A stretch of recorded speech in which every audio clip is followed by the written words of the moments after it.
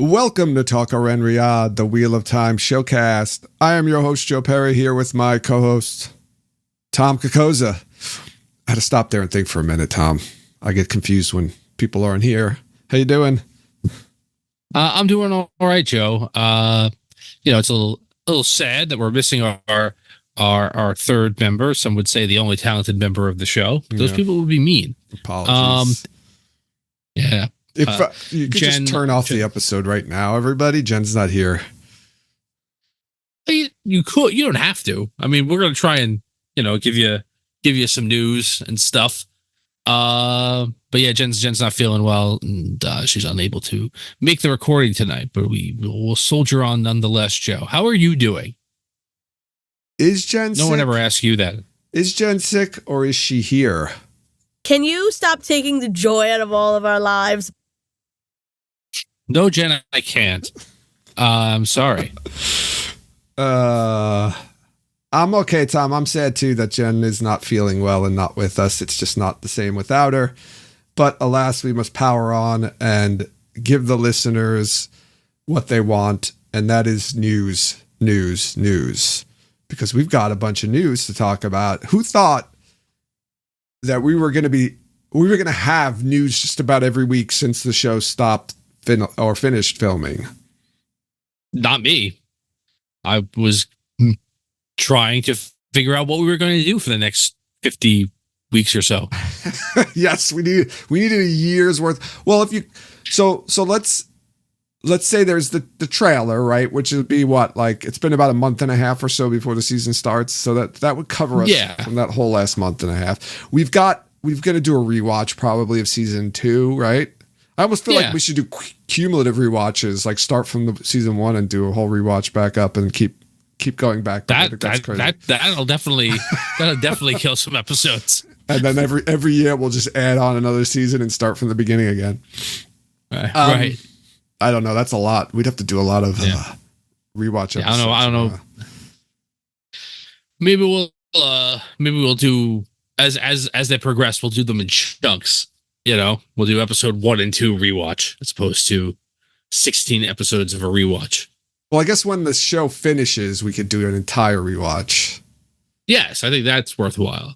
And there are, I think, as we get into our deep dive topics, there are definitely like places and things and characters that we expect to see in season 3 that we haven't really dug into yet. So we got some stuff to do. Nah, I feel like we'll get something from the show before the trailer, right? Because we got that. Remember, we got the BTS video. Yeah. I don't remember. So that was a few months after they finished filming, right? Because I think they finished filming in around May for season 2, and then it was July. Yeah, and it was like June or July when we got that BTS video. So maybe we'll get another BTS video sometime in June or July. I think it was right before WatCon we got it. So yeah, was it? Because we got the WatCon. Coming back from WatCon was the Stitch in Time stuff. And that was leading into the first teaser trailer. Was it the prior one? Was it the first WatCon? Wasn't it back then? That was the behind the scenes stuff. Yeah, that makes sense. Yeah, it was right before the first. And so WatCon. yeah, I think you get that. There are some deleted scenes that they've already kind of addressed. They're floating out there in the world. Hopefully, we'll get some of those at some point. I definitely think there'll be things that will power us through. But we have things right now, Joe. Things that we can talk about today.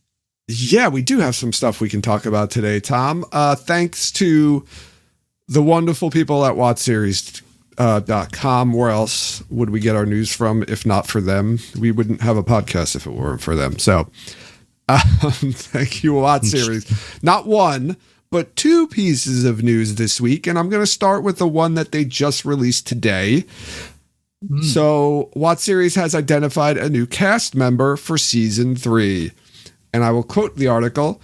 Actor Tandy Sebe joins the cast of The Wheel of Time for its 3rd season. According to the actor's resume, she will play the role of Celinda, an Aes Sedai from the time of the breaking of the world.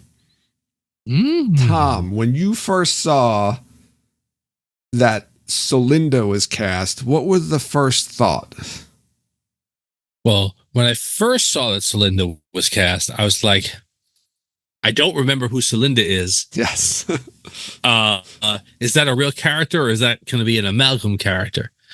But then when I saw, and I think before I even had a chance to read the article, I think I had seen that somebody had added the context as to where Celinda appears.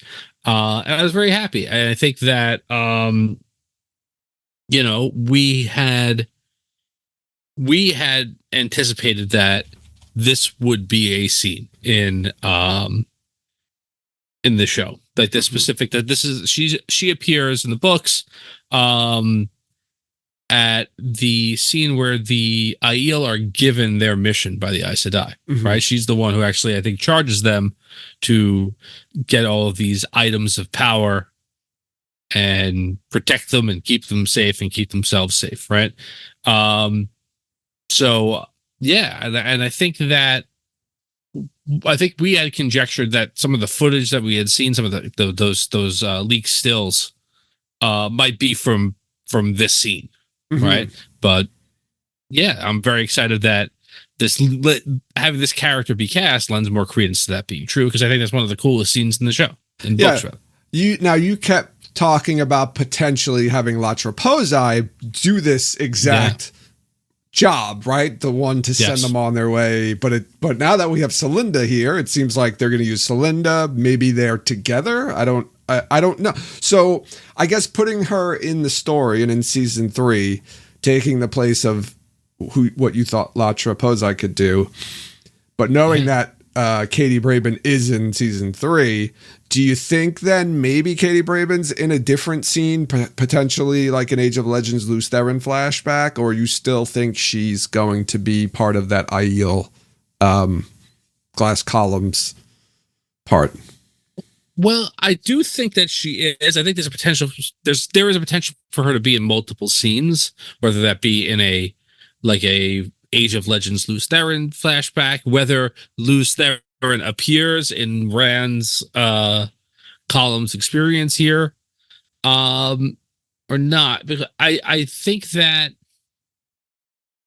I still think that it's a good idea for to give the audience some sort of connective tissue. Like here's somebody that you've seen before, and this gives you an anchor of time and place. When your experience will be a very disorienting trip through time, right, with Rand. But yeah, it looks like they've now cast somebody who's going to really take at least some of what I thought La Traposai was going to be doing on the show. Now, remember, there's 2 La Traposais. There's an old Latra and a young Latra. So maybe old Latra is the one that's going to be in these scenes. Ooh. And young Latra will be in the Lews Therin flashback, Age of Legends, prior to the war, or prior to the breaking. I like that. And because we were talking about age then, right? Like how many years would have to pass for her to look like she aged that much? Hundreds and hundreds of years, yeah. Yeah, that's what we presumed, but it's not really hundreds and hundreds of years from when these 2 things happened. No. But that doesn't matter. Also true. I mean, I said I don't have to live that much longer in the show than they do in the books. Yeah, and they haven't given us hard and fast rules at all to the aging. They've just let us know that the aging is slower. Yeah. Right. Just a little more info that was in this article. They did talk about Katie Braben as La Traposai. So one of the episode titles, if you remember, we talked about this a couple of weeks ago. One of the titles is The Road to the Spear, which is the chapter or one of the chapters in The Shadow Rising when Rand goes through the glass columns. And that is likely episode 4, the episode that Rafe is going to be writing, or wrote, I should say. And he has written. Yeah. So Thomas Napper, who directed block 1, right? Episodes 1 and 2 of last season. He's directing episodes 3 and 4, so this would be his episode. And Tandy's CV credit has Thomas Napper as the director, so it's likely. I mean, this isn't like hard and fast, but it's likely then that she's in episode 3 or 4, which would make sense. She'd be in Road to the Spear if she's playing the same character from the books as she is in the show. So that's more evidence right there. I'd say this one is pretty solid. Me too, and that's really good. I think we've conjectured a lot. We've tried to connect a lot of dots together, and I have to say sometimes it's really rare that the news that we get helps us clear a picture up, as opposed to usually news makes everything a lot more muddy. But this looks like it's pretty much on lock that it's going to appear somewhat. I'm sure there's going to be changes, but at least this is going to be what we would expect it to be on the show. Yeah, I think we'll all have this in our episode breakdown when we do that, our predictions. We'll have this in episode 4 for sure. That the things surrounding it probably will be very different. Very different. Yeah. Oh man, I'm so excited for a trailer now. I was just thinking of like what we're going to see in there. I don't know. It's going to be I know a while. We've got like till probably the end of the year. If we're lucky, the end of the year we'll get the trailer. If we get the trailer in the next 11 months, I would be thrilled. I'll say that.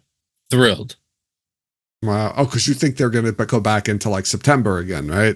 Like we're not going to get it till September. Yeah, the more I think about it, the more I think it's probably going to be that kind of a vibe. I think there's a possibility that it's going to come out around this time next year, which is my original hope, but I don't know. They should just shorten the season to 6 episodes and make them an hour and a half each or something like that. It would probably be quicker. I don't know if I think that's a little quicker. You think? I feel like I remember somebody saying that in like doing less episodes but longer is saves a little bit of time. Maybe. Look, I at this point, I'm very much of the I wanted more episodes per season as the seasons expanded. Oh yeah. But if they can say, hey, we can turn this around 3 months faster if we shorten the episode count and keep the minute count the same. Yeah. Okay, great. Whatever. Like, let's just do it. I want to see the whole show. If they could take a month off. So, and I mean, that's the problem. You're like, if it's going to take 2 years between seasons, give us 10 episodes. Then you got. I mean, give me something a little bit more. Yeah, give something that lasts a little bit longer. Imagine they released one episode every other week. You know what? Like that would stink, but I'd take it. Oh man. So who is Tandy Sebe or Sebi? I'm not sure how to pronounce that. She is an actress. Let's see what we have here in the article. So she is a German South African actor, which is kind of interesting. Based in Berlin and Cape Town. So basically she's based in 2 places in the 2 areas I just said. She's also done some writing as well. So I don't think there's anything here that we would know her from. It looks like everything she's been in is potentially from Germany or South Africa. So yeah, but she has been in King of Stonks, which sounds like it would be fun if I spoke German. Yeah, King of Stonks sounds pretty good. And she looks exactly like I pictured Celinda. Really? I don't even remember. You pictured Celinda? I just want to be clear. Like the picturing Celinda part is the one I'm sure you pictured her when you were reading the books. But remembering that picture is surprising to me. But I think she continues the tradition of very attractive people being cast on this show. So, way to go. Way to go. Yeah. Prime Video. Very excited. Who here is excited to see Celinda? No, it's not that. It's just what she represents, though, right? This almost certainly says we're going to get that scene, I think, because that's the thing that she does. That's the only thing she does in the story, right? Yes. In the books is she gives the Aiel and Jonai, right? The 3 things to do. One is I'm pulling this out to carry the things to safety until they need them again, which are the Tyr Angriel and Angriel, right? The objects of the power. To find a safe place where no one can harm them, keep the Aiel safe. And then the last one, to keep the covenant, the way of the leaf, which they did not. So 2 out of 3 ain't bad, everybody. And there's also a note in here that she might have been part of the Aes Sedai that made the Eye of the World. I don't know where that came from, though. It's on I the think wiki, that there's they didn't footnote it as to where that came from. Yeah, I'm not sure. So I don't know where that is, but yeah, potentially part of the making of the Eye of the World. There's mention of Kalendor as well. Yeah, they're talking about Calendar at the beginning of the scene. Yeah. Oh, that's right. Yeah, yeah. So, Kalendor. Oh, Kalendor. I think Go ahead. I think Calendar is going to be in the show, and I think it actually would be kind of interesting. It's going to be if it's going to be like, oh, look, we need. It's like all of a sudden it's going to come up. I need Kalendor to do this, and then he's going to go get Kalendor, and he's going to have it, and that's it. It's going to be like a really quick thing. Yeah, I mean, whatever. We're gonna go field a little bit, but like we've talked about this as a possibility in the past, that like instead of the Shaido going to Carrion, they go to Tyr, and then when Rand leaves, he just goes to Tyr, and that's when he gets Calendar. Yeah, I think it would be interesting if the first tease of it is in this season, and it actually is set up ahead of time. As opposed to like he wakes up one day, hey, I'm dreaming about this, I'm gonna go get it. You think Kalendor's going to appear in this season in the glass columns? If they do that scene the same way, where like it starts off and they're talking about this thing that they're going to make for when the dragon is reborn, and like, like kind of seeding that it's really important but it's dangerous or whatever, and then like people are like, well, what is that thing? Where is it? I think that would be kind of cool. That's going to be a Twitter poll. All right. But only in the flashbacks. Yeah, and then like he goes and gets it in season 4. Oh, I like this. I would love that. That would be awesome. That'd be an awesome way to drop Kalendor in here. It doesn't actually play a role, but it's mentioned. It's part of the it's part of that scene. It's talked about, it's mentioned, but like that's it. And right. then, now it's there waiting for you. Yeah, right? it's been entered into the annals of the show to be seen at a later date. Anal. I love it. I want this to happen now. All right. So it is written, so it shall be done. If I see Kalendor in season 3, I might pee myself. That's all I'm going to say. All right. That's it. That's enough, I think. But I'm glad you only went so far, Joe. That's all. I will not do anything else in my pants. Shall we move on to the next piece of news, Tom? Yes, please. The first piece of news that actually came out, I believe this came out on Wednesday. Watch Series, once again, comes up with some great stuff for us. They found another audition tape. And this one is for Elaida. So this is pretty cool, huh? This is pretty cool. It's the first look we're going to get of Elaida, assuming that this is actually, any of these scenes are actually in the show. So we've got 2 scenes here. In the first one, it seems like she is talking to Leane, but it doesn't necessarily have to be Leane. And you'll understand why when we read this, when we reenact this wonderful piece of writing. And then the second one appears to be between Elaida and Min. So we're gonna go through these without Jen. I know she actually made mention that she was, I think, most sad to not be able to read these scripts with us. So, Tom, do you want to be Elaida in this first one, and I'll be Leane? Sure. All right. I will not be doing an impression of anybody when I do these. When I do this, just for the record. All right. I would like to request an audience with the Amerlin seat. You've been gone for quite some time, Elaida. Allow me to explain how things work here now.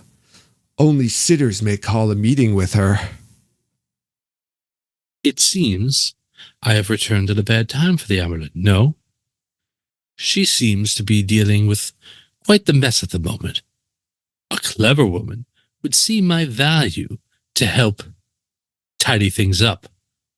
Perhaps that's too much to expect. You forget yourself, Elaida.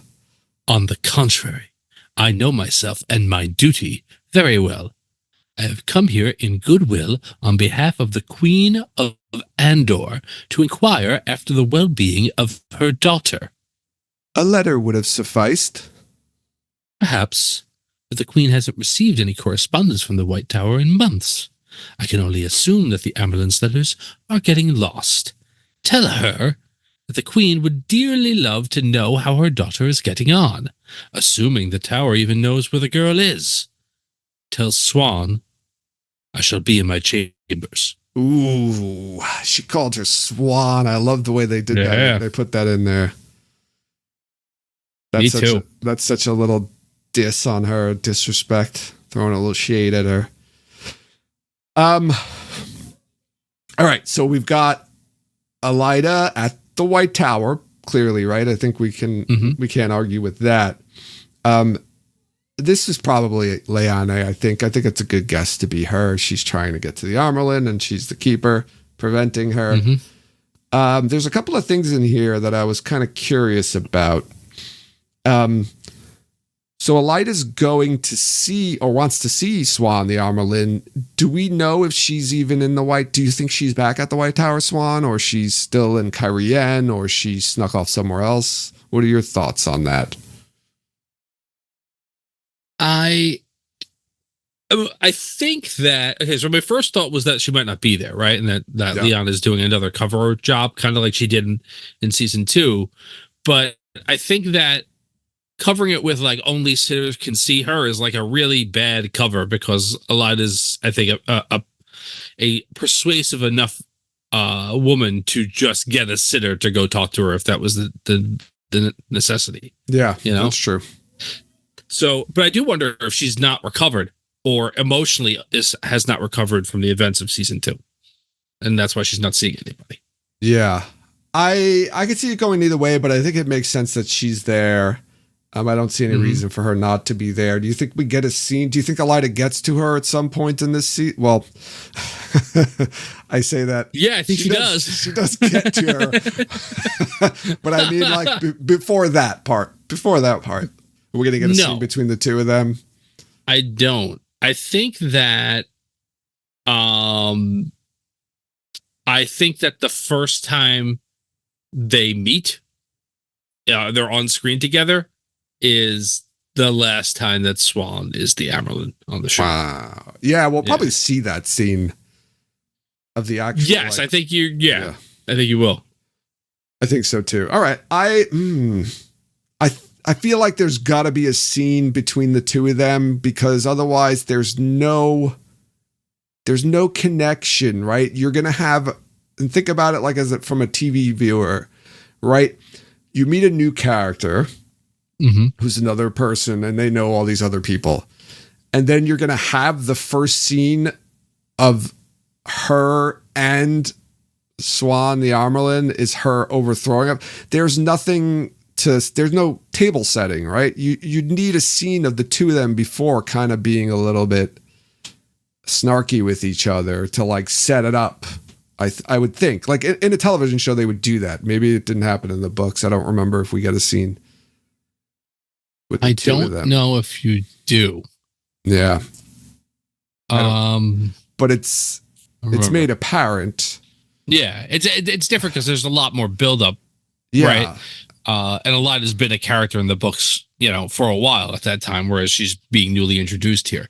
Yeah, I think it's possible, right, that you do it's much get easier and quicker just to have a scene between the two of them and show that the animosity between them, because then it won't be surprising. Because it'll be weird if Elaida just, I feel like I've seen shows where that's happened, where this other new character comes in and just kind of takes over another character's or dominates another character, and you've never seen a scene between the two of them until that happens. They just kind of talk about each other to other people, which is what happens in the books.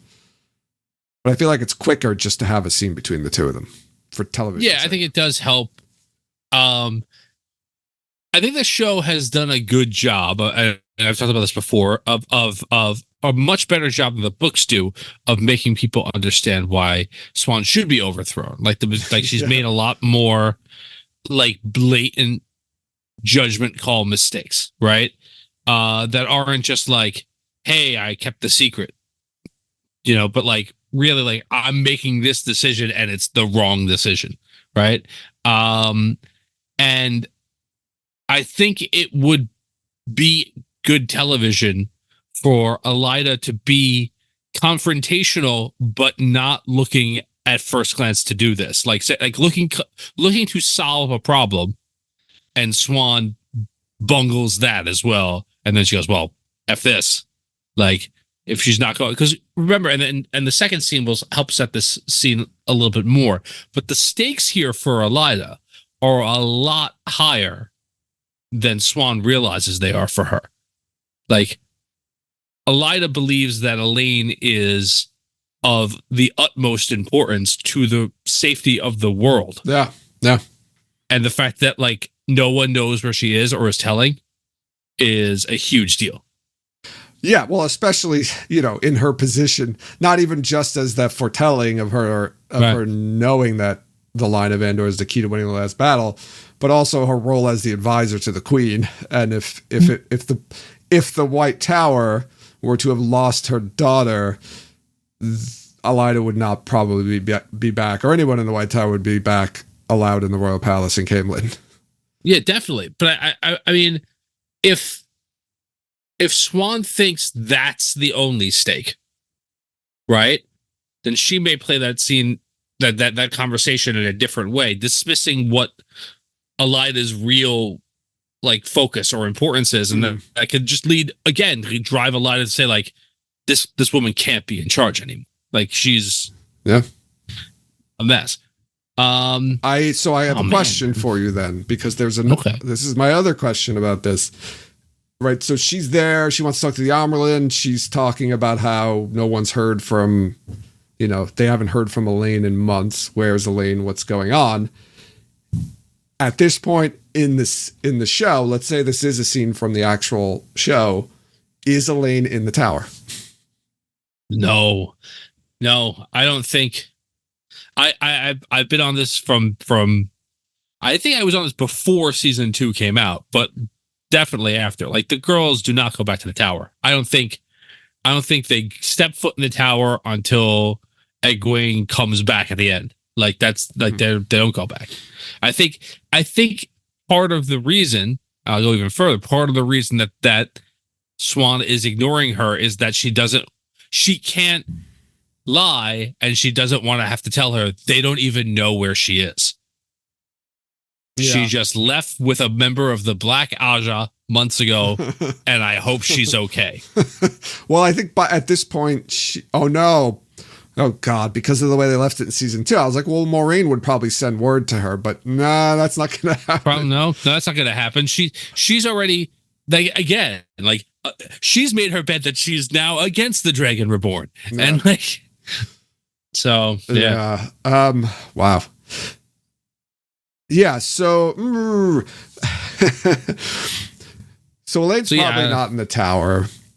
I agree with you. She's not allowed, and that maybe that's what precipitates the coup, right? Like you said, we were talking about it just a few minutes ago. But Elaida goes back there, is wondering where Elaine is. She finds out that Elaine isn't there and loses her mind, and starts rallying the troops against Swan. And in light of recent events and damage that the Black Aja has done and Leandrin's done.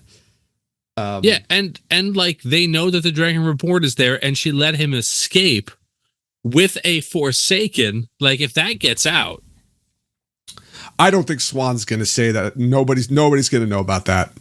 Yeah, I don't think Swan's going to. Nobody's going to show up that saw it, and Swan's not going to say anything about that. I'm curious about how they play that, because she knows that. I think like that's like doom if she says that. Like that's really bad. If she says that. It's true, and like it has to be believable that people would still want to support Swan. So it can't be like it's that bad. It's got to be like people are. There has to be enough people to form a rebellion. So I think maybe they keep that part under wraps. Yeah, I just think even as much as there's a rift now between the Swan and Moraine, I don't think Swan would do that just because it's too dangerous. Yeah, to say something like that, even if not for Moraine, for Rand. Right. But yeah, she doesn't seem. I don't know. Her feelings about Rand at this point are kind of unknown, wholly unknown at this point, because we think she's on the same page as Moraine, and then she's not. So right. I don't know. Yeah, that'll be interesting to see how they play that. All right. Go ahead. Go ahead. Do you have? No. I was just recalling back about how people were very frustrated watching the show about Rand's lack of development as a Dragon Reborn, and like the fact that is like they put a lampshade on it, that becomes a plot point that drives Swan to change her opinion of their plan because he hasn't developed. I thought was really clever, and that just remind me of that. Like she basically, you had 6 months to get this guy ready. He can't even channel. He doesn't know how to do anything. Yeah, like, and that's what causes her to say like, we have to change plans, and that dooms everyone. Yeah, different than in the books, that's for sure. Very true. All right, you want to head on to the next scene now? Ooh. Yes. All right, how about I be Elaida in this one, and you could be Min? Ooh, okay. Sounds great. Okay, this is another interesting one. All right, I'll start. If spying on me is your intent, I suggest you practice more. You are the seer, yes? Min, all the talent you possess, and Swan uses you like a dog sniffing after a rabbit. It can be lonely knowing what's to come, seeing the future writ large in front of your very eyes. I, too, shoulder that burden.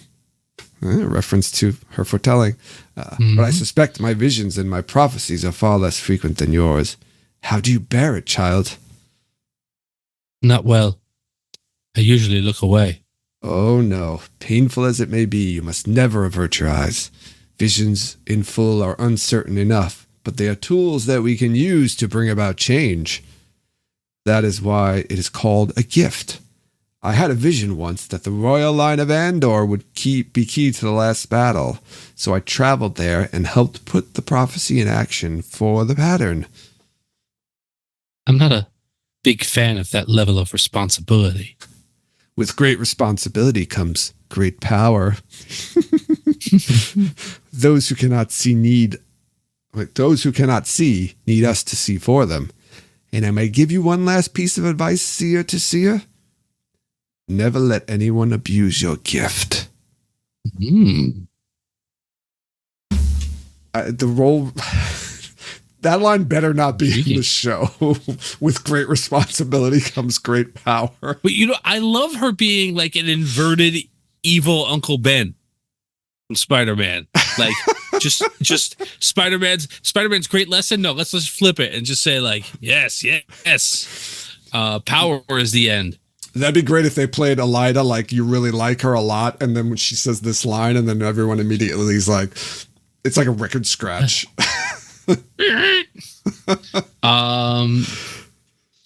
Oh. Yeah, I really I like this script a lot. Not I thought it was interesting, and I didn't pick up on it at first, but the fact that she says not only did she have the prophecy about the royal line of Andor, but that she went there and helped put it in place for the pattern. She thinks very highly of herself a lot. This is a great thing to like show how like Elaida thinks about like how highly she thinks of herself. She's like, well, I went and helped put the prophecy in action for the pattern. I'm almost on the level with the pattern. Well, let me ask you this though, right? In the books, Guitarra Moroso gives the prophecies to all of the gives the prophecy to Shael, gives the prophecy to Lord Luke, right? And causes them to leave. Mm-hmm. What if Elaida does this stuff? What if Elaida is the one who's responsible for clearing out that royal family and bringing the Tricans to power? Because that's who she's taken her. She's saying that she already has a relationship with Morghese, maybe a good relationship, so she puts her on the throne. Right. So exactly, because she's already got that relationship, and it would be easier. And maybe the Mantiers are kind of don't like her or whatever, or they pushed her out. So she figures like it'll be easier for me to just supplant them than to become their advisor. Right. And that way, if you have Rand seeing his history and hearing the history of his mom and his dad, and you have the introduction of Slayer in here, if you introduce Elaida and have her responsible for both of those things happening, I think that's an interesting thing to bring into the third season. I keyed in on that line. That would definitely work. We've already seen Guitarra, but we don't think Haley Mills is coming back. Mm-hmm. It would be okay and make sense if it was all of her. I mean, it doesn't really matter, I think, either way. I feel like you'd have to spend just as much time explaining it if you did it either way. Yeah, it's not saving time. I think it's it saves an actor, right? You can just have her do it. It's not that important where you can like just say, well, let's just give that to Elaida if they put it in. Right. And I think it allows Elaida to have like retroactive impact on the story, right? Mm-hmm. And makes her more like she was behind the scenes of stuff that you've already seen happening, kind of a thing. Mm-hmm. Yeah. So yeah, it's cool that they mentioned that line. I really hope that this is in the show. The whole she mentions about her having the vision once, and they hopefully they talk about this. We talked about this a little while ago when we did our Elaida episode, right? I think we were doing the Elaida episode talking about this. It's going to be really interesting to see how they play a lot of this backstory, because there's a lot of backstory comes to light in the Shadow Rising, and it's going to be interesting how they're going to play this, because the most of the Shadow Rising is just backstory. Well, the Rand part is backstory, right? That whole part with Rand Moraine, Gawain and Moraine and all them in there is really just a lot of backstory, and you're learning about the new culture of the Aiel. You've got the Tanchico stuff and the Two Rivers stuff, which isn't, but it's like a third of the book is backstory. So it'll be interesting how they play this on the television show. Whether they're going to really lean into this as like that storyline might not be very actiony. It'll be a lot more exposition and like world building, character development type stuff. And then they'll leave like the action stuff for the Perrin storyline, and then maybe there'll be a little bit like intrigue going on with the Tanchico storyline. Yeah, I do think Tanchico is going to be more like a spy mission-y kind of storyline. Yes. Right? And Perrin's going to be the more action-oriented one. And I think that, like the good news is a lot of the exposition in Rand's storyline, the exposition's full of action, so they're interesting. That's stories. True. That's true. Anything else that you found notable in the second audition, Joe? Well, yeah. The big thing I think that we didn't say is that Min they got to be at the White Tower, right? Yeah. Min is at the White Tower. So this is interesting because, not if you're going by the book, because Min's in the White Tower at this point. Right. But it's more interesting because we're fairly certain that Min is going to be in Tenchiko. At some point, yeah. Because I believe John, right from What Up, had some information that he said he was like 100% on. Like rock solid that she was on set with them filming, not like visiting. Yeah, he had some sort of proof. So how does this work out? So it makes sense Min would go back to the White Tower with Swan and Logain and that whole group. I mean, you can work that in there easily, that she goes back. Because they're all in Carienne. Right. But then she gets sent to Tenchiko? Like, what? How does she get to Tenchiko? How does that work? I don't understand how that works. I don't because my initial expectation with putting her in Tenchiko from Carienne was that, like, because Leandrin's there too, like maybe Leandrin it's like, well, you're coming with me, and yanks her. And I'm like, well, maybe that could still happen, except that Rafe had made mention in an interview after season 2 was out that you would know in episode 1 of season 3, like, what is going on with Leandrin and what she's going to be doing. So I don't think that she's going to be sitting around the tower for a few episodes to take action. Like, I think that she's probably, I don't even know if she's going back to the tower. I think she might just go straight to Tenchiko. Yeah, from there. And I don't know. Well, we don't even know where she went after she left Tillman Head. She goes through the Waygate, and then she's not. Right? Is she? No, that's no. Oh no. The last time you see her, she's in Carienne. The last time you see her is her telling Barthanes that he's got to kill Moraine. I think it's the last time. I think it's the last time you see her. I think you see her after that. Like in the with square? all the other Aes Sedai. Yeah, maybe. I think so. But I don't remember. I feel like you do see her one other time, but so she's presumably still in Carienne. So she could go back to the tower with all the other Aes Sedai. It makes sense. It's true. Or she could drag Min over to Tenchiko. That could be the other part of it, right? She drags Min to Tenchiko with her. But how does Min so maybe she goes to, they all go to the tower together and then she takes Min to Tenchiko? That would be my thought, but it's like, is all of this going to happen in the first episode? Is the first episode of the show going to focus mostly on Elaida and not all of the main characters of the show? That would be very surprising to me.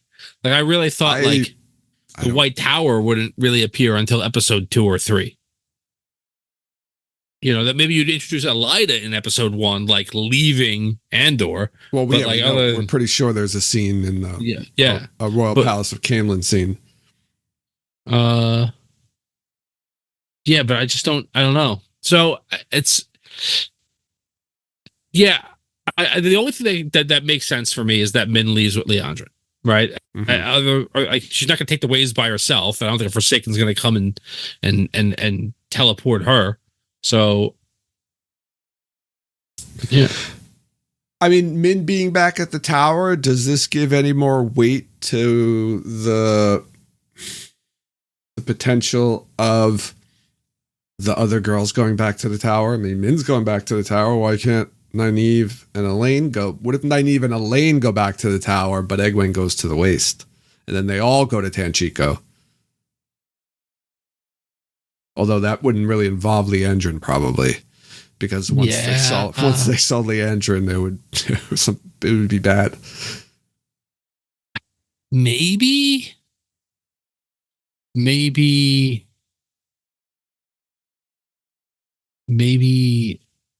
Min, I don't know, because nobody even knows where the girl, why would the girls go back to I hear you, but like, why would they go back? To study, because they're ordered to go back. Moraine by says, whom though? Moraine. I guess Moraine would say like, hey, you got to go back to the tower. I'm sending you back. You gotta, I guess. And Egwene's like, I can't. I need to go to the Isle Waste because we have some Dreamwalkers. It's possible.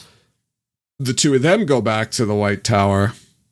I know Holger's putting here in chat that, right, we know Shiriam, right, is not going to be in season 3. So if they went back to the White Tower, it would make a lot of sense. It would be weird to be involved, but they could just not involve Shiriam. I mean, they could just not put her in there. I mean, they've done stranger things on the show before. So they go to the tower, then someone says, "Hey, I'm glad you're back. I need you to leave again to go after the Black Aja." They tell Swan about, like Moraine says, go tell Swan. She sends it back, says, tell Swan about Leandrin. Only tell Swan. Don't tell anybody else because you don't know who you can trust. So they go back. They tell Swan about Leandrin. The Black Aja escape. Like maybe they go to like, they send Aes Sedai to Leandrin's rooms and she's already gone with a bunch of the other Black Aja. They skip town with the Tirangriel and stuff. And then they find out that they're going to Tenchiko, which is what happens in the books, right? And then Swan sends them and says, listen, you guys need to go. Things are getting wild. It's starting to get a little wild in the tower. And she sends the two of them to Tenchiko. Maybe. I mean, that's what happens in the books. So you can work it in there, though. Like the other part where Moraine sends them back and it's like, tell Swan that Leandrin's Black Aja. And that's the reason. That's part of the reason why. Wrap that all up there. Aries in chat saying maybe they take Rima back. Maybe the girls go back to they have Rima. That's if Rima's still alive or still there. She could be on one of the ships now, sailing back to Shanshan. For all we know, she could be dead too. True. Well, hope not. I like that idea now. I think they could do that all in like 2 episodes. They can go back to the tower in the first episode, and in the second episode, get sent and head to Tenchiko and be in Tenchiko by episode 3. I mean, what are they going to do in Tenchiko? How much time are you going to? How much like screen time are they going to spend in Tenchiko? I mean, I don't know. Like, but if Tenchiko is also going to have Matt and Tom and Jacob Carradine and Leandrin, right? And Moghedien, like a lot of time, probably, right? And whatever they're doing there. So they're probably going to have to introduce the sad bracelets or something like that into the series, explain what that is, explain why they're trying to get it. Well, that's what they could say that they stole from. That could be one of the things they stole from the White Tower. Now they had to look for it to find it. They never look for it. They don't know what. Like I think that they're going to steal Terangriel. That they dream Terangriel. I think that they could make. This is where you're going to start seeding that, right? They could just make it though that they stole the sad bracelets from the White Tower and headed to Tenchiko. And that's meet with some of the whatever. That's where they are. Rendezvous with Forsaken. Who the hell knows? And that's why Swan's like, you two got to go after her because they stole that, and that's if they get that anywhere near Rand, that's really bad news. Man, I don't know. Maybe. Instead of trying to explain like how they know why they're going, like how they know where they're at, how would they know anyway? Like, we don't know how they would get from Palm to go to Tenchiko. Yeah, how does anyone know why they're going to Tenchiko? Right. Like, how do they know why? Like, where does that? They'd have to put that in there. Like, hey, we heard that there's this thing over here in Tenchiko. Like, one of the Forsaken would have to come and tell them. Maybe Moghedien comes to the White Tower and tells Leandrin. She comes gateways into her room and says, "You need to go to Tenchiko. There's something there I need you to get for me." Right. I think that like Min is a good like, oh look, I just know that this is true. Just do something. Vision, but yes. Right, yeah. But she's going to be at the White Tower. So how do the rest of them know? Right? I mean, in the beginning of the Shadow Rising, like they find out about the Two Rivers because Perrin just goes to a bar and hears it. That's right. It's like, well, true, right. He's like, oh, this is real. And then and they find out about Tenchiko right, and it's from the two Aes Sedai they captured, 2 Black Aja they captured, right? Oh yeah, right. It's the 2. It was like Dragon. Yeah, they had the 2 different plans. Like one was like the one that Slayer the ones that Slayer kills. Slayer kill, yeah. Yeah. So it's not gonna be that, but so maybe they do capture one of them before they escape the White Tower, right? They could just capture one or two of the Black Aja. They question them, and we could even get a Slayer introduction here where Slayer comes and kills them. You could just do that in the White Tower. I thought we could do it in the White Tower, yeah. That would be cool. All right, so you're on lockdown. That okay? So I just want to be clear, right? So episode one has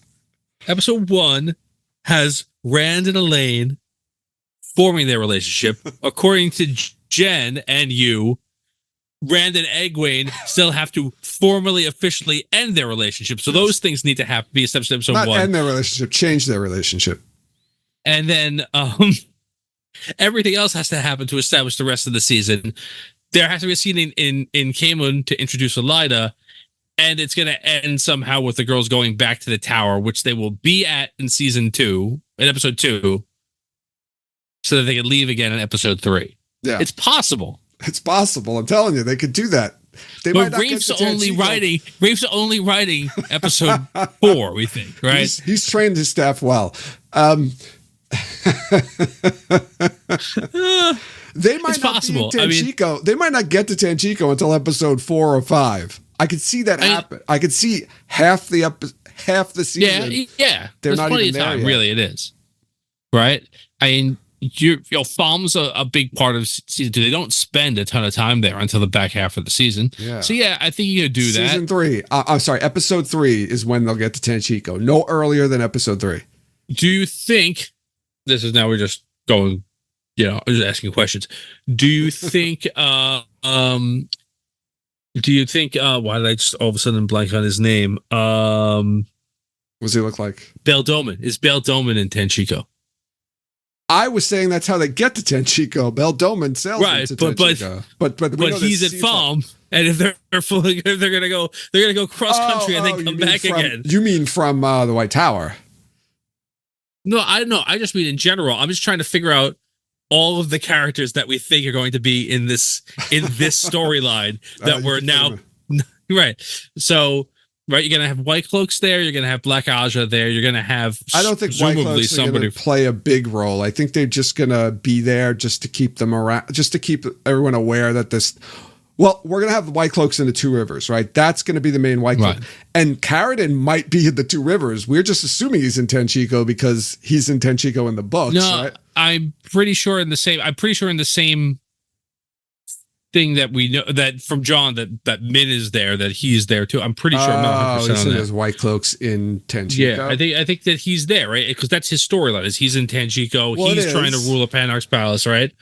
That's true. That's who they're kind of going up against in the Panarch's palace. I would. You're right. If he's going to be in it, and he has a specific role to play in the story, he's probably going to play that role, and he's not going to go off.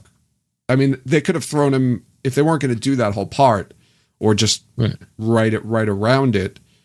He could just be one of the, what's it called? The White Cloaks with Dane. He could. And he could clearly be, maybe part of Fane's group of White Cloaks. Yeah, I mean, it's not Carradine's just an interesting character in the books. He's not like essential, really. No, not at all. I mean, he's just got these little bits of storyline that pop up here and there. Right. He's just consistently. His first appearance as the man called Bors.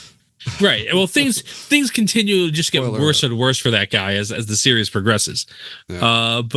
He what you call it? I think if you just wanted an additional White Cloak in there, you already have Ibn Valda, right? Who is he going to be doing anything this season too? We don't even know about that. He'll be with Dane, maybe.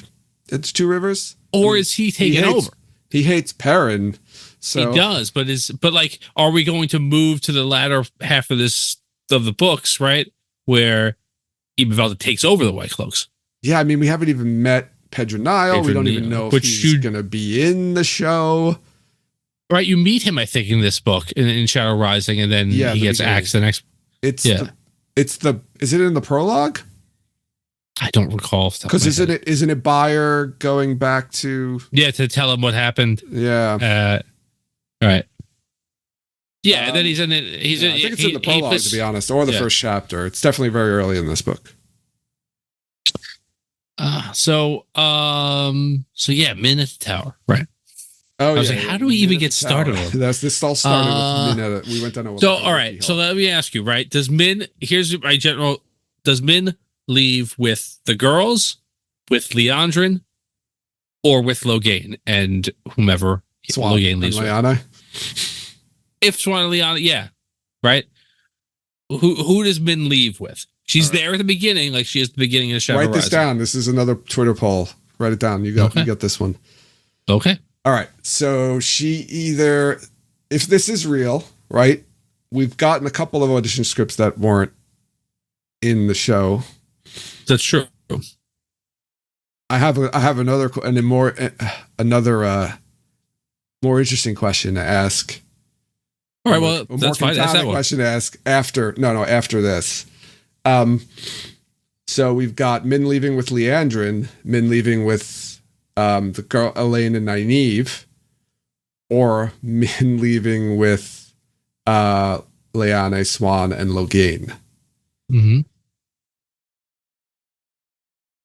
I'm changing up my whole thing here because this Min being at the tower is really throwing me for a loop.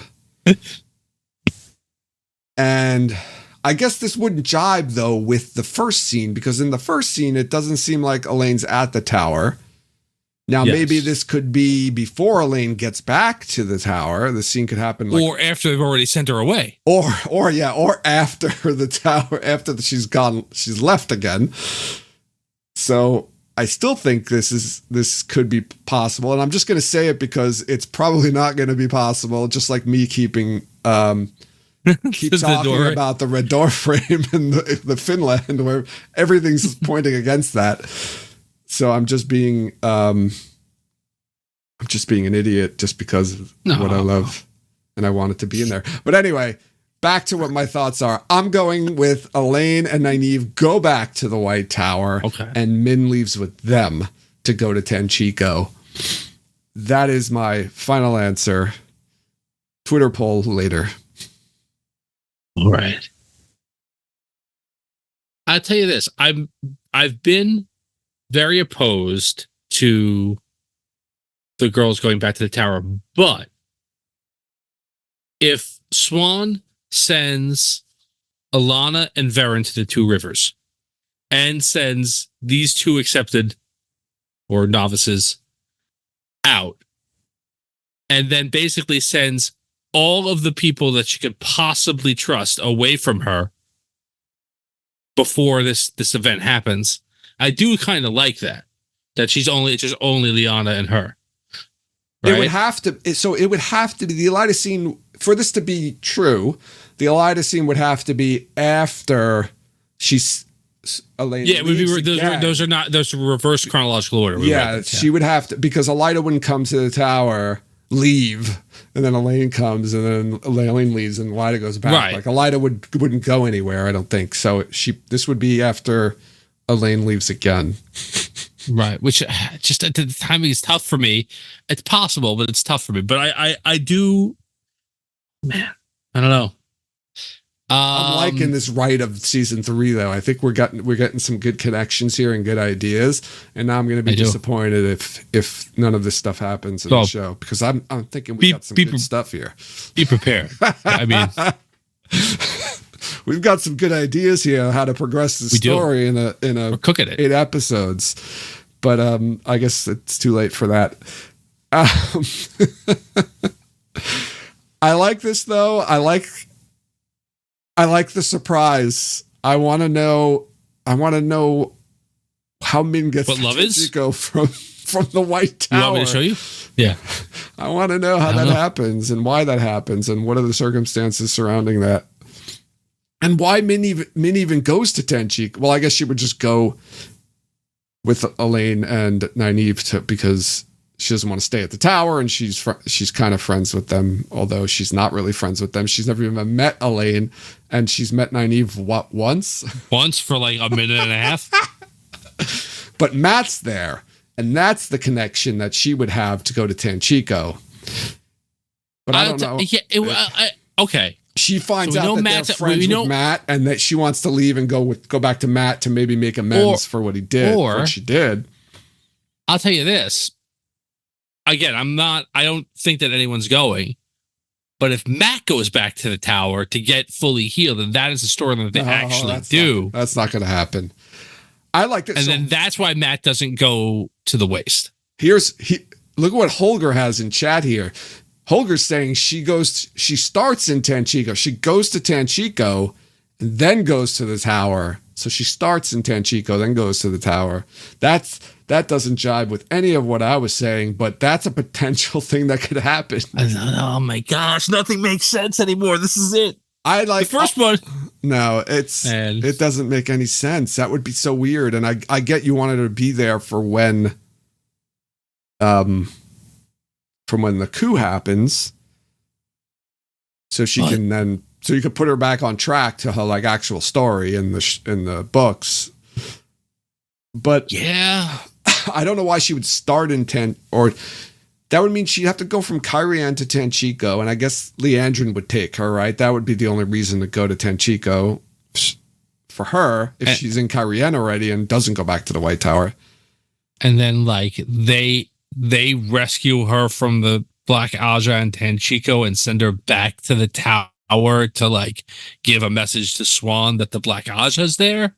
And that there's Black Aja? Yeah. I like the way we were talking about before better, to be honest with you. It's a little more linear as opposed to a little bit circular. Maybe. Yeah, I don't know. I mean, it makes the most sense for Min to just go back to the tower with everyone else who's in Carrion. She just gets picked up and brought back. Yeah. Whether it be by Leandrin or Swan or Liana or whatever. Like, I think because of Leandrin. I think it's connected to Leandrin. That's why she goes back. Right. And then she finds out. I'm telling you, the girls go back to the tower, right? The whole right? They give the message to Swan that she's Black Aja. They meet Min. Nynaeve recognizes her. And she's like, wait, you're friends with Matt. She's like, she feels guilty about what happened and what she did.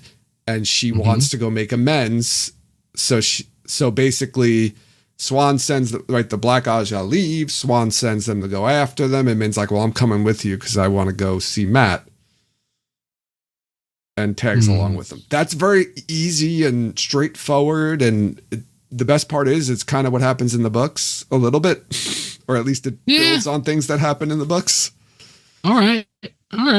Otherwise, she's just staying there. I don't see how she's just staying at the White Tower. She doesn't go to Tanchico. Maybe she brings them to Tanchico and goes back. I don't fucking know. That doesn't make any sense.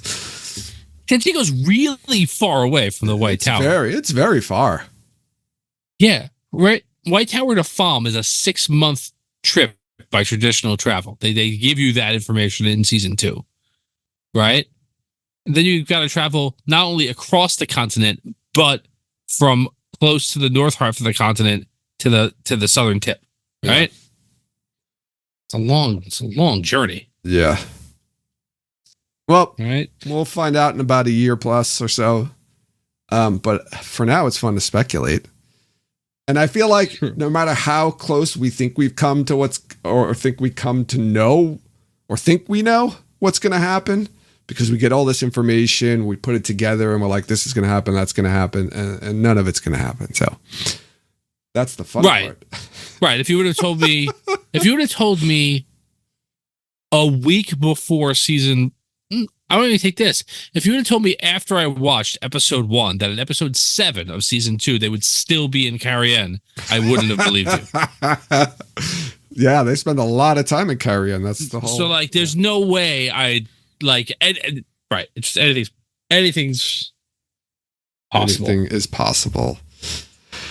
All right, so let's wrap this up here. I think this is a good spot. Otherwise, I feel like if we don't stop now, we might go on for another 2 hours. I didn't realize that Jen was the one keeping us in check, I guess, in conversation. But yeah. But before we go, right, we did we didn't release it, but by the time this releases, it will be a release. So we did a Patreon bonus episode Tom basically ran this one, right? And you did a kind of which character is more of a main character, and you would go like one against one, right? It would always be two people, and we would just pick which ones we thought more, and then at the end you kind of tallied everything up.